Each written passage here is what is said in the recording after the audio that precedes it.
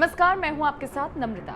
अमेरिकी social media site Twitter और मोदी सरकार के बीच पिछले कई महीनों से खींचतान चल रही है और ये खींचतान अब आखिरी नोटिस पर आ गई है। आखिर ट्विटर और सरकार के बीच क्यों ये तकरार बढ़ रही है और क्यों सरकार और ट्विटर दोनों ही बैकफुट पर आने को तैयार नहीं है? इन तमाम सवालों के जवाब जानने के लिए देखिए हमारी ये रिपोर्ट।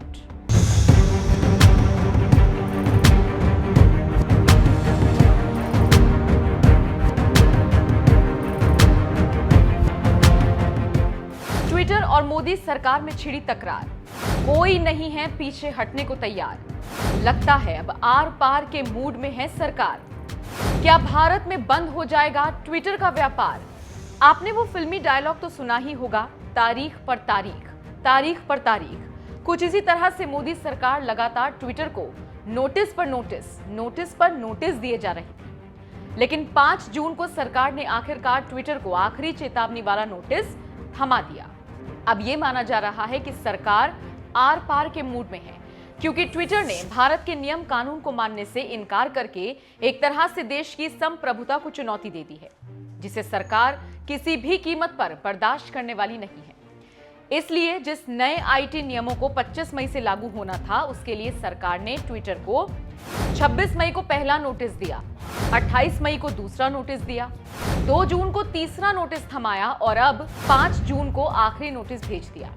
सरकार ये नोटिस पर नोटिस ट्विटर को इसलिए भेज रही है क्योंकि नए आईटी नियमों को लेकर ट्विटर ने कहा है कि इसमें कुछ ऐसे तत्व हैं जो फ्री स्पीच को बाधित कर रहे हैं।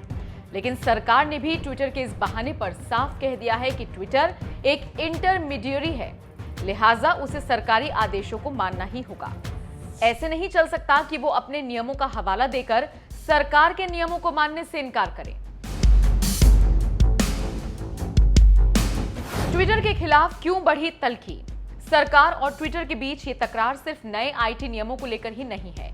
ट्विटर के खिलाफ तो सरकार का गुस्सा उसी समय भड़क गया था जब 26 जनवरी को किसानों ने लाल किले तक ट्रैक्टर मार्च निकाला था और इसी ट्रैक्टर मार्च की वजह से गणतंत्र दिवस के दिन जमकर हिंसा हुई थी। एक तरफ जहां लाल किले पर हिंसा हो रही थी, तो वहीं कुछ ट्विटर यूजर्स इस हिंसा की आग में घी डालने का काम कर रहे थे और सरकार के मुताबिक फेक न्यूज चलाने के साथ साथ मोदी प्लानिंग फॉर्मर जेनोसाइड जैसा खतरनाक हैशटैग चला रहे थे।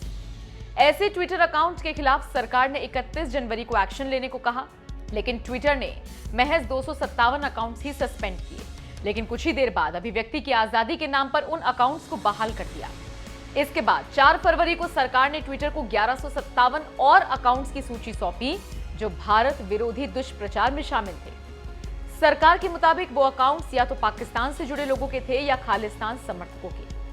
लेकिन इस बार भी ट्विटर ने महज कुछ हैंडल्स को ब्लॉक किया, जिससे भड़के केंद्रीय मंत्री ने ट्विटर जैसे तमाम सोशल मीडिया प्लेटफॉर्म्स को संसद से चेतावनी दी थी कि सबको सरकार का कानून मानना ही पड़ेगा।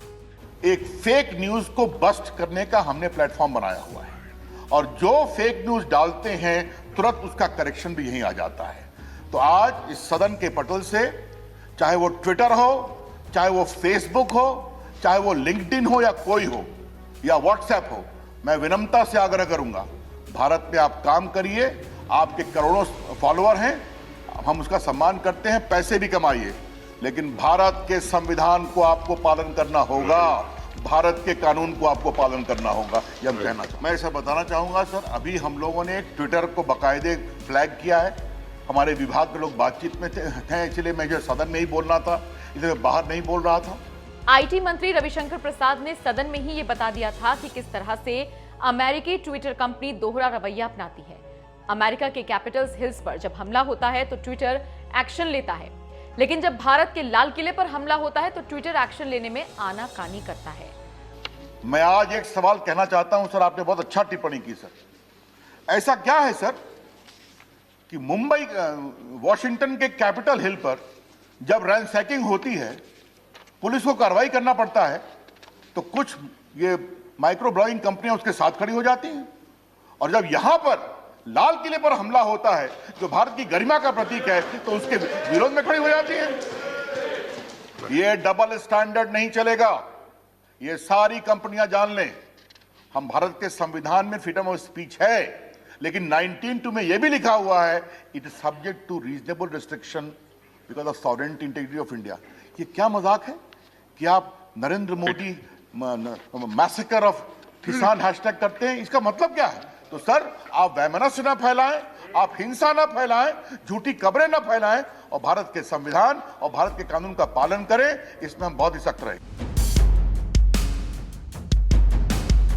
सोशल मीडिया पर तेजी से फैल रही फेक न्यूज पर लगाम लगाने के लिए सरकार ने 25 फरवरी को सरकार के नए आईटी नियम जारी किए और 50 लाख से ज्यादा यूजर वाले सोशल मीडिया प्लेटफॉर्म्स भी इसके दायरे में रखे गए।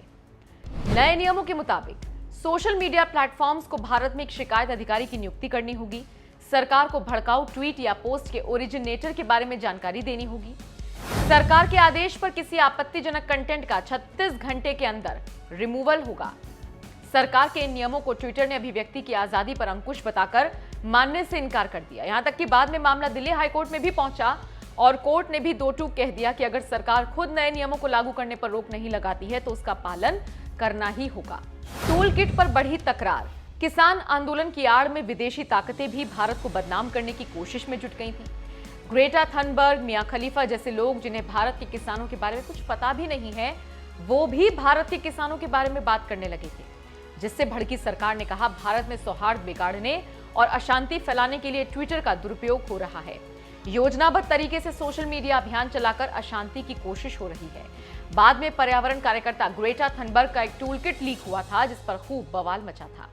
बीजेपी नेताओं के ट्वीट को बताया मैनिपुलेटेड मीडिया।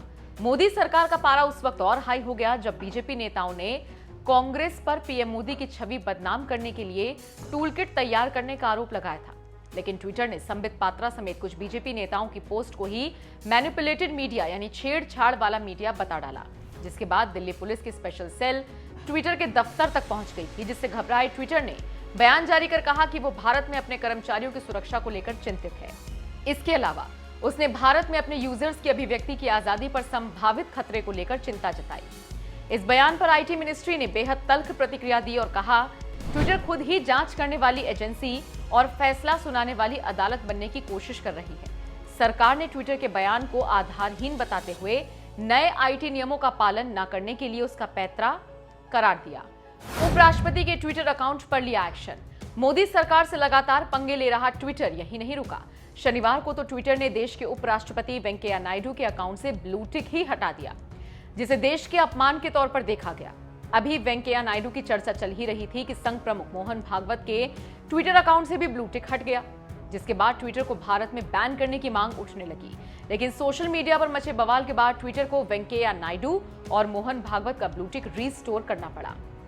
क्या भारत में बैन हो जाएगा ट्विटर? सरकार ने ट्विटर की इन हरकतों की वजह से ही उसे आखिरी नोटिस थमा दिया था, जिसके बाद से ही ये कयास लगाए जा रहे हैं कि क्या नाइजीरिया की तरह भारत में भी ट्विटर बैन हो जाएगा।